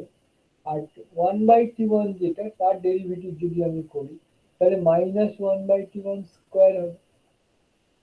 তাহলে এই দুটোর মধ্যে কোনটা ছোট কোনটা বড়, আমি দুটোর মড নিচ্ছি, হ্যাঁ, দুটোর মধ্যে কোনটা ছোট কোনটা বড়? অবভিয়াসলি এখানে আমি দেখতে পাচ্ছি যে টি2 যেটা সেটা ছোট, টি1টা বড়। তার মানে এখানে এই এইটা এইটা মোটামুটি ভাবে একটা বড় কোয়ান্টিটি, আর এই কোয়ান্টিটিটা কিন্তু ওর থেকে ছোট। আমি যদি মড নিই দুজনে, তাহলে তো নেগেটিভ সাইনটা নিতে হচ্ছে না।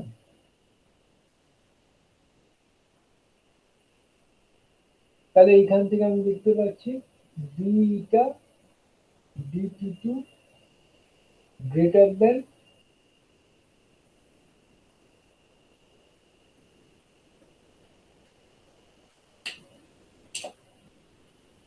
তাহলে আমরা দেখতে পাচ্ছি যে সত্যি আমি যদি সিঙ্কের টেম্পারেচার কমাতে পারি, তাহলে আমি বেশি লাভ করবো। সোর্সের টেম্পারেচার বাড়ালে যেটুকু ওর এফিসিয়েন্সি বেড়ে যায়, আমি যদি সিঙ্কের টেম্পারেচার কমাই এফিসিয়েন্সি তার থেকে বেশি বেড়ে যায়। তো সেই জন্যে ধর তুই ঘুরতে ঘুরতে হাওড়া স্টেশনে গেছিস, আর ওখানে তোর পকেটে অনেক অনেক টাকা আছে, তুই একটা কাজ করতে পারিস, ওই যে ইঞ্জিনটা ওখানে বাইরে ডিসপ্লেতে করা আছে সেটা কিনে নিতে পারিস। Steam engine. এবার ওটাকে T1 স্টিম ইঞ্জিনে বাড়ানো যায় না কোনদিন, যা পাওয়া যাচ্ছে তাই। তো সেক্ষেত্রে কি করা হবে? সেক্ষেত্রে আমি অ্যাডভাইস করব যে তোর ইঞ্জিনটাকে তুই ব্লাডি হোস্টটাকে নিয়ে যা, ওখানে নিয়ে গিয়ে খাটা, ওখানে অনেক বেশি লাভ করবি। কারণ ব্লাডি হোস্টটাকে তো সারা বছরই প্রায় বরফের ঢাকা থাকে, ওখানকার টিটু হচ্ছে অনেক কম, কাজে ওখানে চালানোর পক্ষে ইঞ্জিনটা খুব ভালো, ওখানে এফিসিয়েন্সি অনেক বেশি পাবে। ওকে, তাহলে এটা আমরা এস্টাবলিশ করলাম যে আমি যদি কোনো হিট রিজার্ভারের টেম্পারেচার বাড়াই, তাহলে যতখানি আমি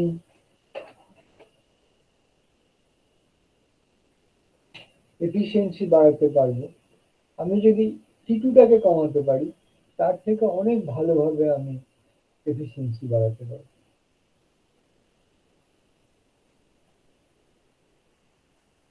ঠিক আছে, এবার তাহলে আমরা নেক্সট ধাপটায় যাই। এটা হচ্ছে কার্নোস থিওরেম।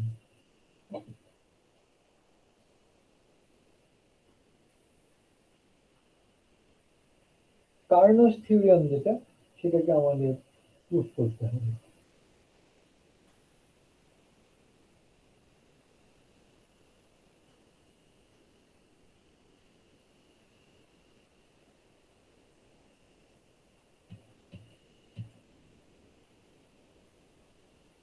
এটা নিয়ে একটু স্লাইড কন্ট্রোভার্সি আছে, কেউ বলে একটা থিওরেম, কেউ বলে না দুটো থিওরেম। আমি অত ঝামেলায় যাচ্ছি না, আমি দুটো থিওরেমই করিয়ে দিচ্ছি।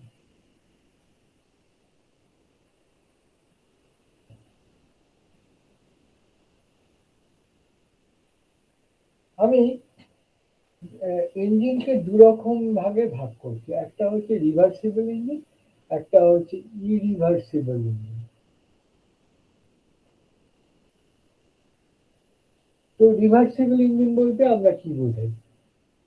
বোঝাই যে যদি সমস্ত প্রসেস গুলো একটা ইঞ্জিনের, তারা যদি রিভার্সিবল প্রসেস হয়, তবে সেটা রিভার্সিবল ইঞ্জিন। আর যদি সেই ইঞ্জিনের কিছু প্রসেস ইরিভার্সিবল প্রসেস হয়, তবে সেটা হবে ইরিভার্সিবল ইঞ্জিন। হয় সবগুলো, নয় কিছুটা যদি ইরিভার্সিবল হয়।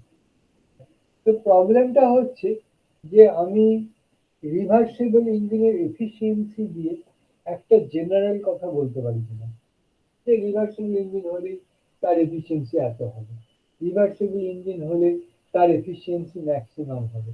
এই ধরনের কথাবার্তা আমি বলতে পারি কি পারি না, এটা হচ্ছে আমার সমস্যা। তো দেখা যাক, প্রশ্নটা হচ্ছে যে রিভার্সিবল ইঞ্জিনের একটা এক্সাম্পল হচ্ছে কার্নোস সাইকেল। কারণ কার্নোস সাইকেল হচ্ছে এমন একটা সাইকেল, অ্যাডিয়াবেটিক আর আইসোথার্মাল। আমরা আগেই আলোচনা করে নিয়েছি যে এরা দুজনেই রিভার্সিবল প্রসেস, একটা আইসোথার্মাল প্রসেস রিভার্সিবল প্রসেস, আবার একটা অ্যাডিয়াবেটিক প্রসেসও হচ্ছে একটা রিভার্সিবল প্রসেস। তাহলে কার্নোস সাইকেলটা একটা রিভার্সিবল সাইকেল। এবার যদি আমি প্রুভ করতে পারি যে সমস্ত রিভার্সিবল সাইকেলের ইঞ্জিনের এফিসিয়েন্সি সেম, তাহলে যে কোনো রিভার্সিবল ইঞ্জিন পেলে আমি সেটাকে 1 - করবো, তাহলে efficiency। তো সেই প্রুফটাই আমরা আসছি। থার্মোডাইনামিক্স এর প্রুফ গুলো কিন্তু খুব খতরনাক, এগুলো লিখে কিন্তু স্যাটিসফ্যাকশন পাওয়া যায় না, পুরো লিখেও জিরো পেতে পারি যদি না পুরো লজিকটা ক্লিয়ার করিস।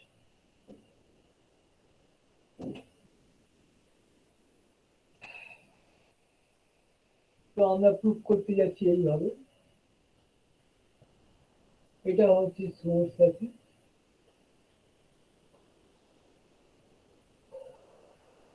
আর এটা আছে সিঙ্ক।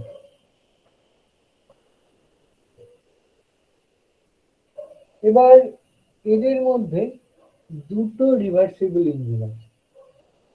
একটা রিভার্সিবল ইঞ্জিন E1,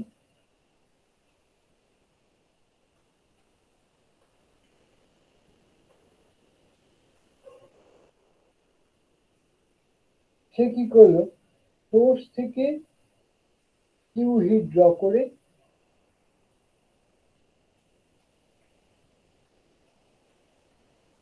এখানে W1 কাজ করলো,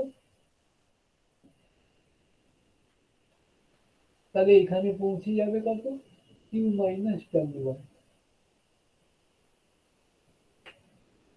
এবার আমি করলাম কি, যে একটা রেফ্রিজারেটর নিলাম, ইঞ্জিন E2 নিয়ে আমি একটা রেফ্রিজারেটর নিয়ে এটা রেফ্রিজারেটর হিসেবে কাজ করছে। সে সিঙ্ক থেকে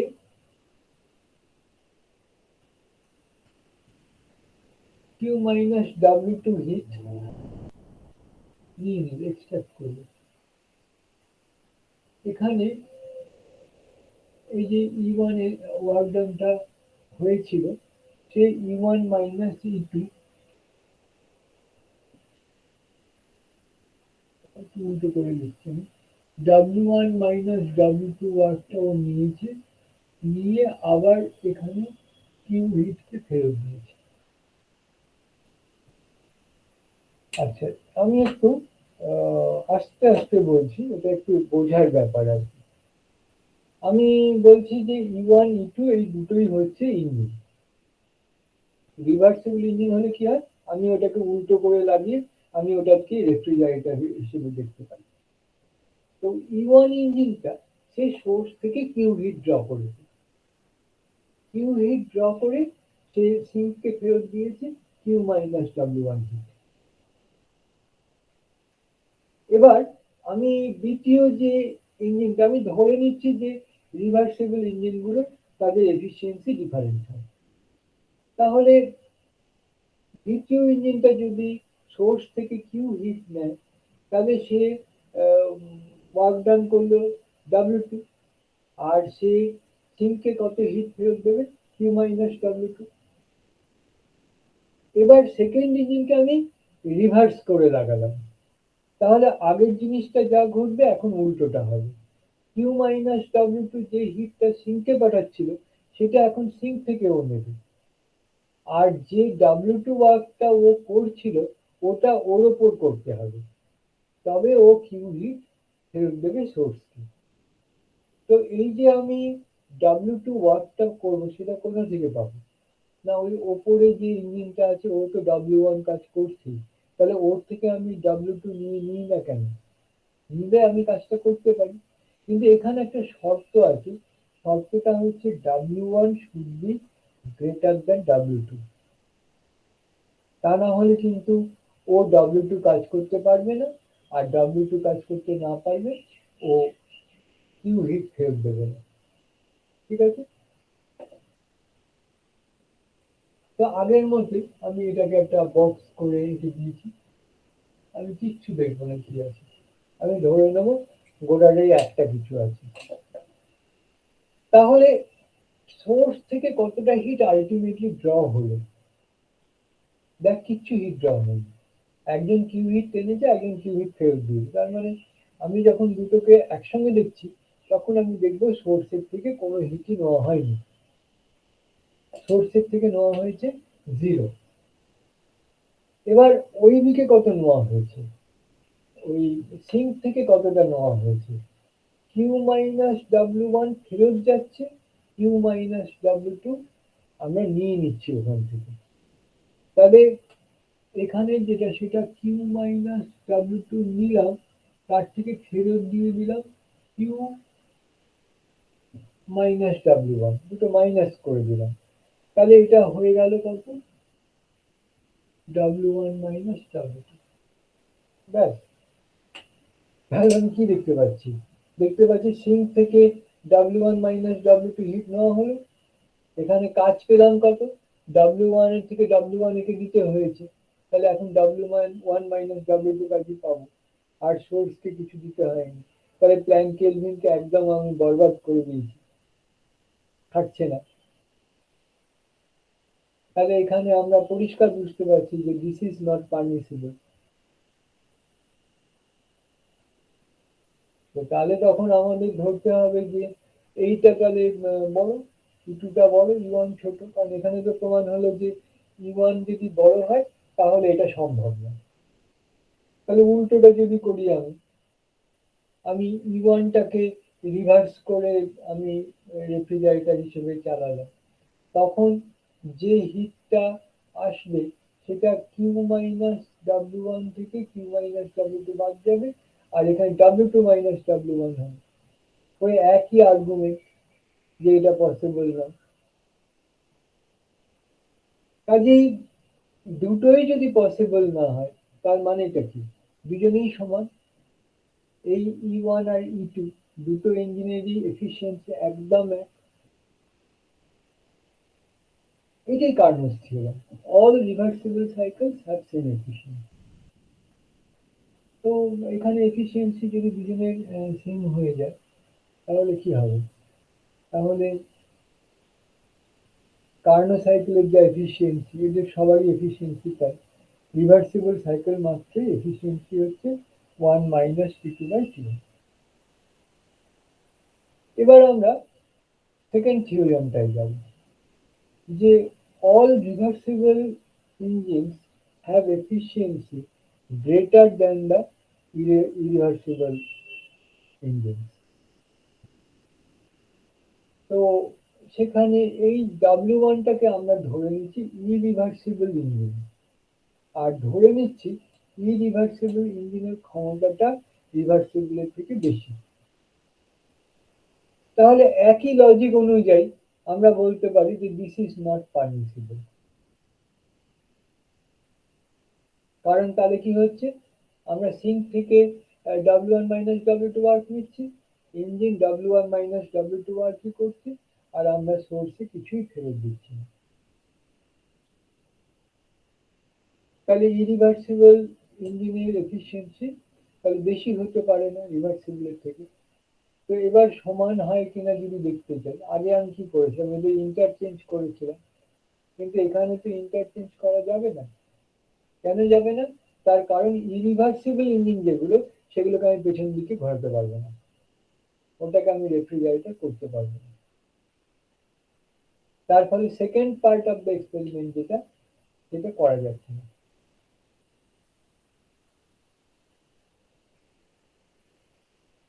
বুঝে গেল? তাহলে এই হচ্ছে আমাদের কার্নো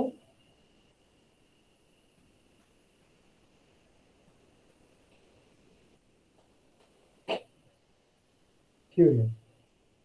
আচ্ছা, এবার আমি আরেকটা জিনিস একটু করাতে যাচ্ছি, সেটা হচ্ছে যে টেম্পারেচারের একটা কনসেপ্ট আছে, যে আমরা সেকেন্ড ল অফ থার্মোডাইনামিক্স থেকে আমরা টেম্পারেচারকে ডিফাইন করতে পারি। তো এটা দেখা যাক কি করে হয়।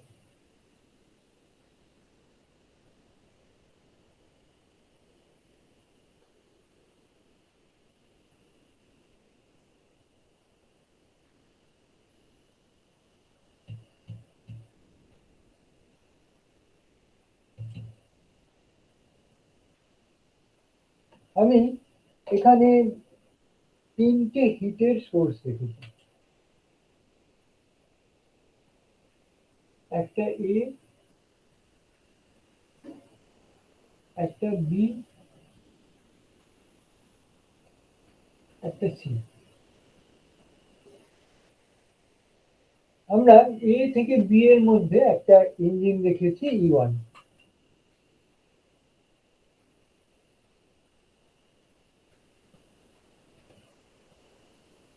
বি থেকে সি এর মধ্যে একটা রিভার্সিবল ইঞ্জিন রয়েছে E2। আর এ থেকে সি এর মধ্যে ডাইরেক্টলি একটা আছে E3। এ থেকে সি এর মধ্যে আমি যখন এফিসিয়েন্সি করাচ্ছি, আমরা জানি এটা যেহেতু রিভার্সিবল সাইকেল, কাজে এর এফিসিয়েন্সি যেটা হবে সেটা সমান, সবারই সমান, এবং সেটা 1/T2/T1। তো যাই হোক, আমি একটা, তো টেম্পারেচার কি আপনি জানি না, তো আমি এখানে টাউ 1 টাউ 2 এরা ধরে নিচ্ছি যে একটা হিটের মেজার। এই হিটটা মাপা হচ্ছে একটা দিয়ে টাউ 1 প্যারামিটার দিয়ে। এফ অফ টাউ 1 হচ্ছে থিটা 1, যেটা হচ্ছে টেম্পারেচার। এফ অফ টাউ 2 হচ্ছে থিটা 2, আর এফ অফ টাউ 3 হচ্ছে আমাদের থিটা 3। তাহলে আমি যখন ক্যালকুলেশন করব তখন Q1 বাই Q2, এখানে Q1 মানে কি, এই যে A থেকে B তে যে Q1 গেল, এবার এই ইঞ্জিন থেকে বিটা সিঙ্ক ধরে Q2 হিট গেল, ওই Q2 হিটটাই আবার এখান থেকে বেরিয়ে গেল, এখান থেকে Q3 হিট ঢুকলো সিটে। আর এদিক থেকে যখন যাচ্ছে তখন Q1 হিট ও নিল, এদিকে Q3 হিট কেও ফেরত দিল। তাহলে এখান থেকে আমরা প্রথমে পাচ্ছি Q2 বাই Q3। প্রথমে Q1 বাই Q2 করি, that is equal two function of tau 1 tau 2। মানে এখানে টেম্পারেচার, এখানে টেম্পারেচারের উপর নির্ভর করবে Q1 বাই Q2 রেশিও কত। সেই রকম ভাবে আমরা দেখছি যে Q2 বাই Q3 যেটা হবে সেটা হচ্ছে ফাংশন অফ টাউ 2 টাউ 3। সেরকম যদি আমি এদের মাল্টিপ্লাই না করে আমি যদি ওই ডাইরেক্টটা ধরি, তাহলে সেখানে কি পাবো? Q1 বাই Q3 যদি পাই, সেটা হচ্ছে এফ অফ,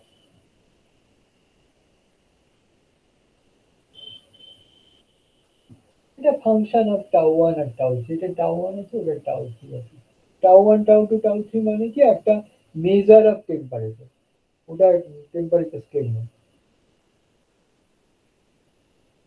তো তাহলে আমি যদি এবার এই দুটোর প্রোডাক্ট নিই, তাহলে এটা পাচ্ছি, মানে Q1 by Q2 into Q2 by Q3 equals to Q1 by Q3। তাহলে এখান থেকে পাচ্ছি F of tau 1 tau 2 into F of tau 2 tau 3 equals to F of tau 1 tau 3। তো এই ঘটনাটা কি করে হবে? এটা পসিবল হতে পারে একমাত্র যদি আমি এইটাকে লিখি, এফ টাউ 1 টাউ 2 কে লিখি যে একটা ফাংশন অফ টাউ 1 বাই একটা ফাংশন অফ টাউ 2। তাহলে এইটা হয়ে যাচ্ছে ওই function of tau 2 by function of tau 3। তাহলে এই দুটো যদি আমি কাটাকাটি করি তাহলে কত হচ্ছে? Phi of tau 1 by phi of tau 3, that is equal to f of tau 1 tau 3। এবার এই যে f tau, এইটাকে আমরা ডিফাইন করছি টেম্পারেচার বলে। সেই টেম্পারেচারটাকে আমরা থিটা বলে রিপ্রেজেন্ট করলাম। f tau যেটা, সেটাই হচ্ছে আমাদের টেম্পারেচার। তাহলে এবার আমরা টা না ফাই টাউ 1, এইটা তাহলে হচ্ছে থিটা 1, এটা থিটা 2, এটা থিটা 2, এটা থিটা। তাহলে এই ব্যাপারটা বুঝে যাবে। আচ্ছা, এবার আমরা এই যে নতুন একটা টেম্পারেচার স্কেল পেলাম, এই নতুন টেম্পারেচার স্কেলটাকে আমরা চিনতে চাইছি, ওটা কার সঙ্গে ইকুয়াল, এমন একটা ব্যাপার আমরা দেখতে চাইছি। তো যদি আমি Q1 বাই Q2 করি, এখানে Q1/Q2 যদি আমি করি, তাহলে এটা অবভিয়াসলি দাঁড়িয়ে যাবে θ1/θ2। মানে এই হচ্ছে আমাদের যেটা কার্নো সাইকেলের ফর্মুলা, মনে আছে বোধহয়। রিটার্ন ভ্যালু হচ্ছে 1 - Q2/Q1, আর ওদিকেরটা হচ্ছে 1 - θ2/θ1। 1 মাইনাসটা 2 থেকে কেটে গেল, তাহলে Q2/Q1 ইকুয়ালস টু θ2/θ1, উল্টে দিলাম, তাহলে Q1/Q2 হচ্ছে θ1/θ2। তাহলে এইখান থেকে আমি দেখতে পাচ্ছি যে কার্নো সাইকেলের ক্ষেত্রে আমরা এইটাই দেখেছি T1/T2 হয়। তাহলে এইখান থেকে আমরা পেয়ে গেলাম থিটা ভ্যারিজাস টি। এখান থেকে আমরা পেলাম থিটা ইকুয়ালস টু একটা কনস্ট্যান্ট ইনটু টি।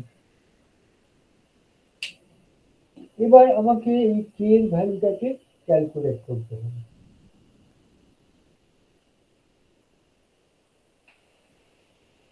ধরা যাক আমি বয়েলিং পয়েন্ট আর ফ্রিজিং পয়েন্টের আমরা ডিফাইন করছি theta F R T F, আর ওর জন্য থিটা বি আর টি বি।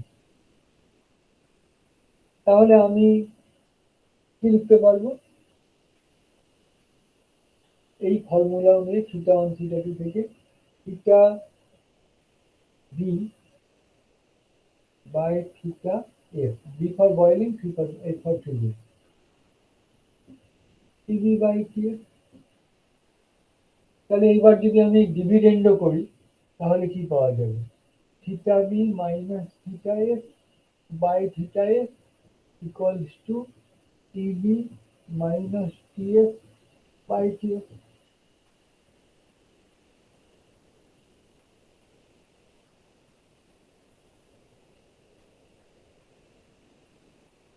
তাহলে এখান থেকে আমি একটা জিনিস দেখতে পাচ্ছি যে টিবি মাইনাস টিএফ আর theta F, theta B minus theta F, এরা মোটামুটি ভাবে সমান।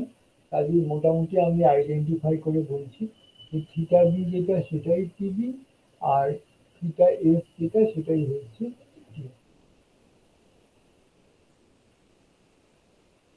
বুঝেছিস? মানে আমি আরেকটু করে বলছি যে টিবি মাইনাস টিএফ এর ভ্যালুটা কত? এটা হচ্ছে 100 কেলভিন। তো আমি এখানে এটাকে ডিফাইন করে দিলাম 100 কেলভিন। যে বয়েলিং আর ফ্রিজিং পয়েন্টের মধ্যে যে ডিফারেন্স, সেটাই হচ্ছে 100 টেম্পারেচার স্কেল। তাহলে এখান থেকে পাচ্ছি আমরা theta F equals to TF আর theta B equals to TB, মানে theta equals to T rather. তাহলে বোঝা গেল যে আমরা থার্মোডাইনামিক্স করে যে টেম্পারেচারের স্কেল পেলাম, সেটাই অ্যাকচুয়ালি একটা অ্যাকচুয়াল একটা অ্যাবসলিউট স্কেল। ওকে, ঠিক আছে। পরের দিন আমরা এনট্রপি নিয়ে পড়বো।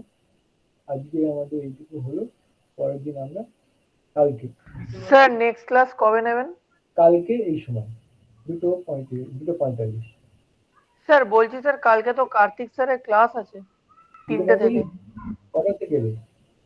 3টে থেকে। ও, তাহলে আমাকে শুক্রবার দিন নিতে হবে। ঠিক আছে স্যার। আমি একটা ডেট দিয়ে রাখছি বৃহস্পতিবার, কিন্তু আমি নট শিওর। না, হবে না, বৃহস্পতিবার হবে না, শুক্রবারই নিতে হবে। তাহলে আমরা নেক্সট ফ্রাইডে আমরা ক্লাসটা নেবো, সেটা হচ্ছে স্যার 31st তাই তো? 31 নেবো, আবার পয়লাও নেবো। ঠিক আছে স্যার। বলছি স্যার নেক্সট ক্লাসে কি ওই এনট্রপি পুরো ডিসকাশন করবেন টোটালটা আর কি? হ্যাঁ, এনট্রপি করবো, আর তারপরে ক্লাসে ওই গিবস পোটেনশিয়াল গুলো, ওগুলো আচ্ছা স্যার ঠিক আছে। হ্যাঁ, ওগুলোর পরে আর কি পড়ে থাকবে আমার, আর কি কিছু পড়ে থাকবে? স্যার বলছি থার্ড লটা কি সিলেবাসে আছে? আমি একটু দেখে দিচ্ছি, একটুখানি ধর, হোল্ড কর, আমি দেখি।